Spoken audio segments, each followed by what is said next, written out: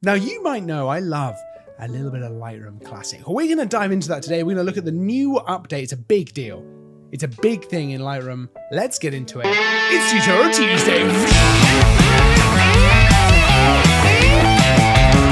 Welcome back to Tutorial Tuesday, which every Tuesday we bring you a brand new, fresh, just like this haircut. That's right. A fresh photography tutorial. This week, like I say, we're diving into Lightroom Classic. We're gonna look at the new update and specifically the big new feature, which is adding generative AI into Lightroom Classic. So it's just one less reason to hop on over to Photoshop when you're editing your photos. You can do a lot more inside of Lightroom. This is great to see.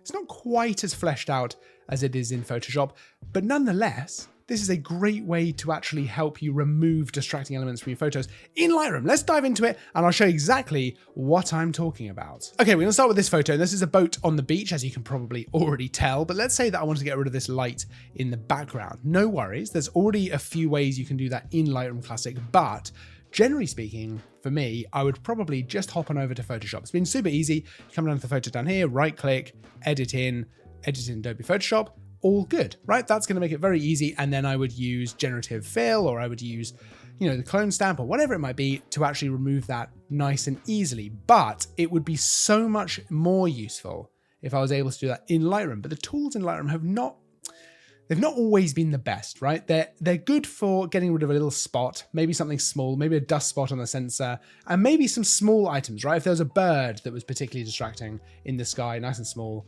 that would be pretty good for getting rid of that. But bigger stuff like this is not always been the best. Not the worst. It's not the worst, but it's not always been the best. And that has hopefully changed. We're going to take a look. Now, you'll probably notice if you use this kind of stuff quite a lot, that the actual symbol up here in this panel, just on the top here, has changed. We now see kind of an eraser, right? As opposed to what used to be a little, like a plaster, like a band-aid, right? So if we click on that, we've now got a few different options. Now we've still got things like the heal and the clone. Those two are the same as they always were. So if you do use those and you're quite happy using those, they're still absolutely available as they always were. But we now have in the remove here, we now have a few new options. If you don't see this stuff, by the way, make sure to go into your Creative Cloud desktop app and actually make sure that Lightroom Classic is updated, because it is in the latest update of Lightroom Classic.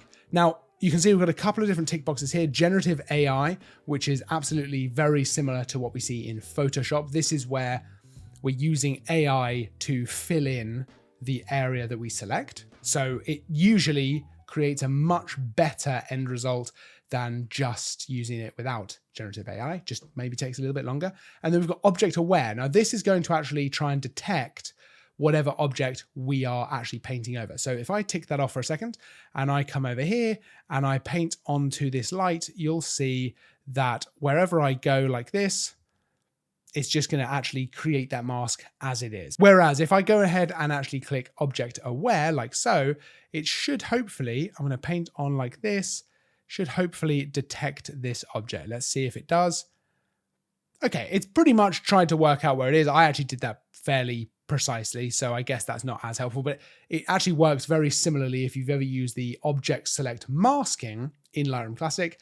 It'll try and find that object for you. And generally speaking, you will always want, like this, a little bit of room out to the sides of whatever you're trying to remove from the photo, because you need just a little bit of context, right, for what's around it. So the generative AI can do its thing. Now, you then have the option here to change your mask. So you can add to the mask, you can subtract from the mask, we can actually add elsewhere in the photo if we wanted to. For now, let's leave it as is. Let's click apply. And this is going to do essentially the same sort of things it does in Photoshop. You'll notice that the main difference from this to Photoshop is there's no text box to type in what you want it to do, whether you want it to put something in there, remove something. It's just trying to remove things. It's just trying to work out from the context what it thinks you want it to do. Now you can see here, it has removed it, but then it's added in this pole using AI. So it thinks that that is the best way forward. But just like in Photoshop, we get 3 different variations of what it's actually going to generate for us. And we can see that just in the middle of this panel here. So we can click these arrows. So this is variation 1. Let's click it. We can see variation 2. So again, it's added in a little pole. variation 3, another kind of light pulse. So it thinks we want the light there, right? I'm not going to lie to you. Every time I did this before filming, it gets rid of it. All good. And now it's not. That's fine. That's totally fine. I actually kind of slightly hoped this would happen because I did want to show the limitations of this, which is that you don't really have that much control over what it's doing. It is going to do what it thinks you want it to do. And you have no real way to tell it something else. Now, that's not entirely true because you can then go ahead and just click refresh here. So let's say I don't like any of those variations. I'm going to click refresh. I will say it does a great job of making it look natural and real, which is great. I just don't want the light there at all. So let's see what it does this time. So, okay, we've got another kind of light there, another one. There we go. Okay, that's much better. It's actually gotten rid of it. And if I click out of this panel, we now see it looks really good in the sky here, and it's worked really well. It's worked really well. So we had to just click it through one more time to get it done. But that is a nice distracting element from the background removed. Let's look at a little bit more of a difficult photo. So this photo was taken on the new Fujifilm GFX 100S2. And I really like it. I love the expression on the animal's face. I'm really into it. But we've got a little bit of grass, right? Long grass in front of the face. Maybe that's not ideal. Well, maybe we can fix that. So let's go ahead and click on this. We're going to go Generative AI. We're going to go Object Aware as well. I'm going to use a reasonably small brush. Now, I don't need to get rid of all of this grass, right? I just want to get rid of the ones that are distracting the most. So I'm going to go ahead and draw a mask over this bit of grass here, right? And then I can add to this mask. So I'm going to draw a little bit over this bit as well. Let's do a few more. Let's do this bit here. I want to get rid of that. Let's do this bit here. I want to get rid of that. And then I'm going to try and go nice and small. Let's see what happens. Let's try and get rid of this. Do you know what? Let's kind of leave it at that, because otherwise we're going to end up masking out the whole eye if I do these other bits, which I don't think is going to be ideal. So let's go ahead and click apply. And what it should do, because we've got several different masks there, or different parts of a mask, it should actually split those out into their own individual generative AI kind of bits, right? And we can affect those individually. Let's take a look. Okay, so it's done that now, and let's take a look at how we feel about it. This is the first mask here. I actually think that has done a really nice job. Let's go ahead and look at some of the other variations. Slight difference with the fur, but you know what? I think that's all good. Let's look at this one here. So I think this has done a pretty good job as well. Let's go ahead. Yeah, there we go. That's a little bit better. Let's go variation 2. And then this one up here, let's go ahead. I think that looks pretty good. Let's try variation 2. I thought it was better. Oh, variation 3, even better. Okay, I think that looks really good. We can go ahead now. Let's add some new ones in. Let's go ahead and get rid of this bit. I'm going to do this, right? I just want to get rid of all of these. There we go. And then I want to try and get a nice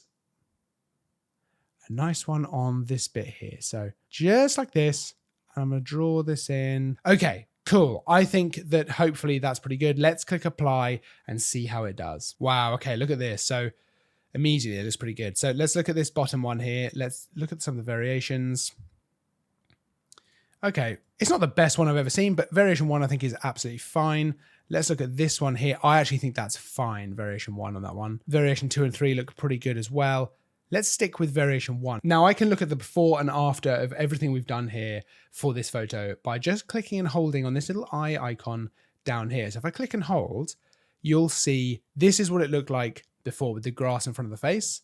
If I let go, this is where it's gone to. So it's actually done a really, really good job. Now you could take this into Photoshop if you want to use the clone stamp, you want to use the healing brush, whatever it might be. You could absolutely do it manually, no problem.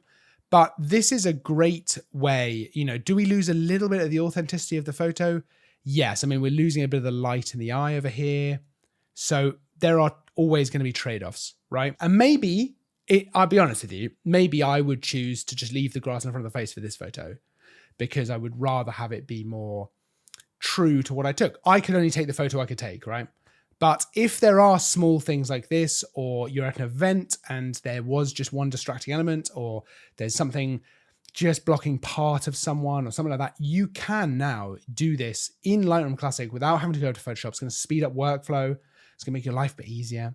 There's a lot of things this is going to help with, but you know, there are limitations as well. So something to be aware of. It's not just an immediate fix. However, it's worth mentioning, this is in early access. As you can see, there's a nice big blue button here, early access. So this is only going to get better. And this stuff is moving so fast. It's kind of scary. It's kind of scary. I'd love to know what your thoughts are on this. Is this something you're going to use? Is this something you're going to dabble in, try out? Do you prefer to use it in Photoshop? Do you prefer not to use it at all? I can understand all of those perspectives. I don't even know how I feel. It's so interesting. And yet, I don't know. Like I say, with this photo, I think I'd probably end up just leaving it with the grass in front of the face because I just think that's maybe more authentic, but I don't know. I'd love to know. I'd love to know your thoughts. Let me know in the comments because I think it's super interesting and it is probably one of the biggest things in the photography world at the moment of kind of what is important and what do we do? What do we do here? So let me know what your thoughts are. Anyway, if you want to see more of these kind of videos, we've got them every Tuesday. Just remember to like and subscribe and you'll get every new tutorial every Tuesday. New reviews, new stuff all the time. If there's something specific you'd like to see in a future tutorial, let me know down in the comments as well because I love to make the stuff you guys want to see. Otherwise, I will see you in the next video. But until then, as always, thanks for watching.